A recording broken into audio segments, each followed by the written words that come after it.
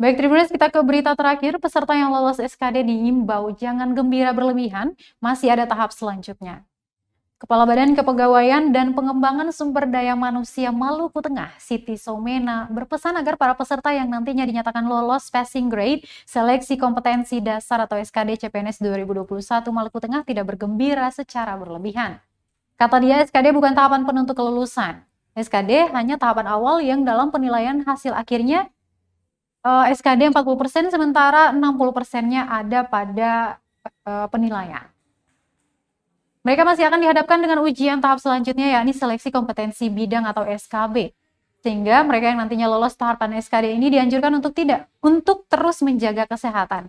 Adapun tahapan SKB akan dilangsungkan 1 atau 2 bulan ke depan setelah dilakukan rekonsiliasi hasil SKD di Kemenpan dan BKN. Jika soal sudah habis, maka akan kembali mengubah jawaban. Sebagai contoh, peserta akan mengubah jawaban soal nomor 5.